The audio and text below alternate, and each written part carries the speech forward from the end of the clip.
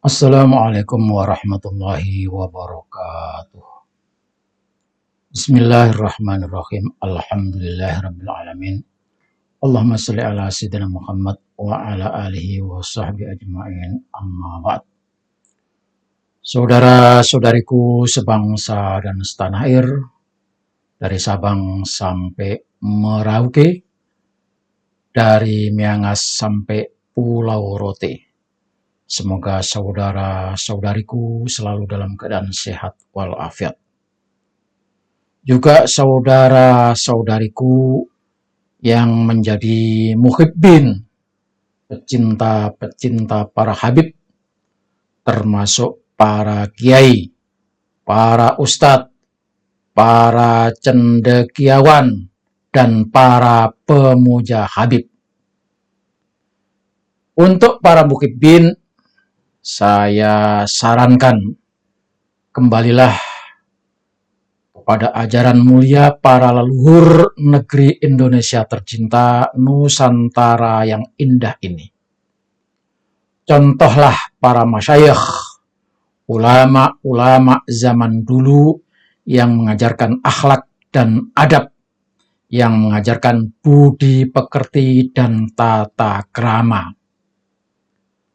Saya tahu kalian para muhibbin pasti sakit hati dan mungkin terlalu dalam sakitnya gegara Kiai Haji Imaduddin Osman Al-Bantani menulis tesis, dan tesis itu sudah diterbitkan menjadi buku yang beredar di seluruh Nusantara, bahkan sampai di luar negeri, di mana buku itu isinya membuka rahasia, membuka tabir kepalsuan para habib yang selama ini ditutup-tutupi dengan rapi.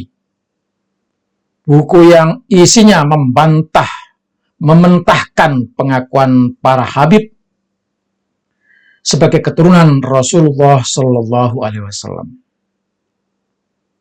Sakitnya itu terlalu dalam dan menghujam ke dada. Sakitnya tuh di sini. Rasanya tidak bisa disembuhkan kecuali sadar, kecuali mengembalikan kepada Allah, kecuali pasrah bahwa yang benar pasti akan terbongkar. Terimalah dengan penuh keikhlasan, maka akan hilang rasa sakitnya.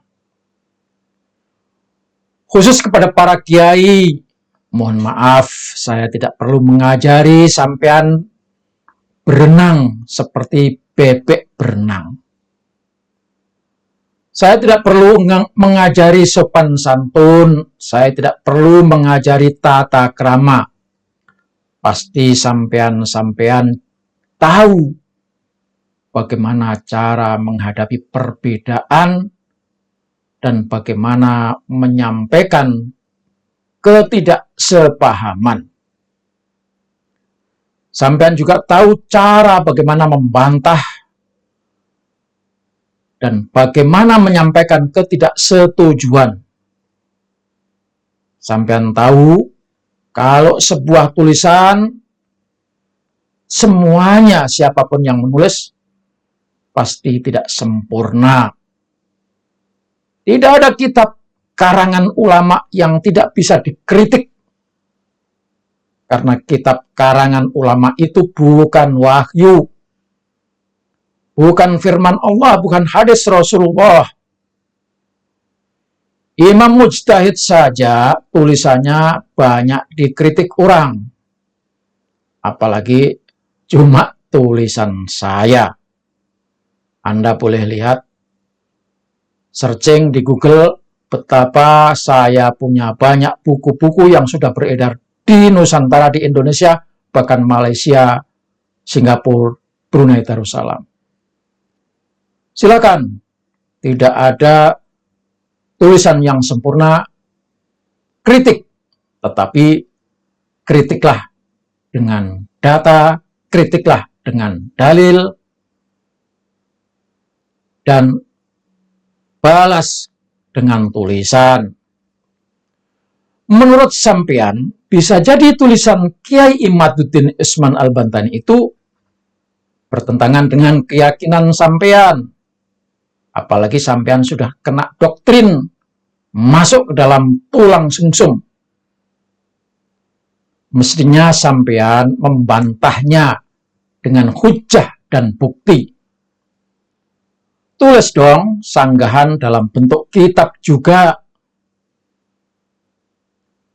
Tetapi nyatanya sampean para kiai dan para buya, mohon maaf, saya katakan tidak punya adab. Tidak becus membalas tulisan dengan tulisan. Sampean sekarang tidak ada yang bisa membantah tulisan Kiai Haji Imaduddin. Kalau toh ada dari sampean yang menulis bantahan dalam buku khususnya, maka akan langsung dipatahkan oleh Kiai Haji Imaduddin dan pasti akan nyungsep. Kenyataannya sampean para kiai dan para buya cuma menyerang personal dan menghina kepribadian orang. Itu menurut tradisi ulama zaman dulu, bukanlah seorang kiai, bukanlah seorang ulama.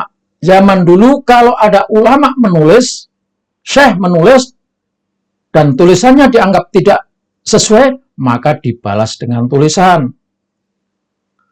Sampean para kiai, para buya, ternyata hanya mengeluarkan ucapan-ucapan yang tidak pantas, dan itu disampaikan di media sosial. Tidak layak diucapkan oleh seorang kiai, seorang buya. Lebih dari itu, sampean cuma bisa memframing dan menuduh yang bukan-bukan. Kalau mukibul sih masa bodoh, namanya juga budak.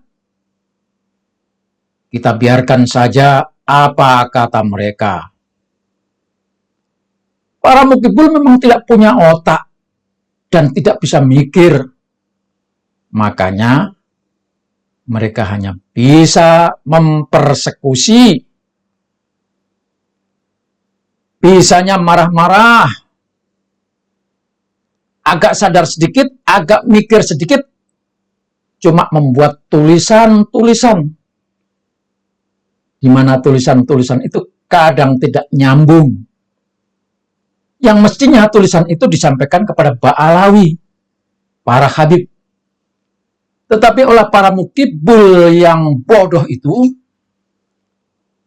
tulisan itu ditimpakan, diarahkan kepada Kiai Haji Imaduddin Usman Al-Bantani dan kepada orang-orang yang berjuang meluruskan nasab cinta kepada Rasulullah agar jangan sampai dihinakan oleh orang-orang yang mengaku sebagai cucu Rasulullah. Mukibul menyerang mereka, menyerang Kiai Imaduddin dan orang-orang yang berjuang, mencintai, berjuang, membetulkan, meluruskan agar jangan sampai dzurriyyah Rasulullah, keturunan Rasulullah itu dihinakan oleh para habib yang ngaku-ngaku itu. Apa contohnya? Contohnya, ketika ada seorang doktor, Sugeng Sugiharto misalnya, menyatakan bahwa Habib Al-Atas terbukti bergenealogi keturunan Yahudi. Lalu apa yang tertulis untuk Habib Al-Atas itu ditulis oleh para mukibul dengan menyatakan Kiai Haji Imaduddin Usman Al-Bantani itu genealogi keturunan Yahudi. Ada lagi yang kabur itu adalah Taufik Assegaf, ketua RA yang tidak datang karena mencret-mencret.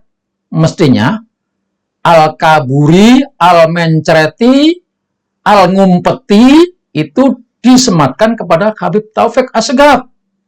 Tetapi oleh Mukibul yang tidak punya nalar dan tidak punya kreasi, kata Al-Kaburi itu disematkan kepada Kiai Haji Imaduddin Osman Al-Bantani. Dan masih banyak lagi contoh-contoh yang lain yang dilakukan oleh para Mukibul yang tidak bisa mikir, bisanya cuma membalikkan fakta. Mestinya ya, gelar-gelar atau sebutan-sebutan yang mestinya disematkan kepada para kabib, diarahkan, dibalikkan kepada orang-orang yang berjuang meluruskan nasab para kabib. Dah, itu aja ya. Semoga Allah Subhanahu wa Ta'ala memberikan hidayah kepada kita semuanya, wabil khusus kepada para mukibul. Wassalamualaikum warahmatullahi wabarakatuh.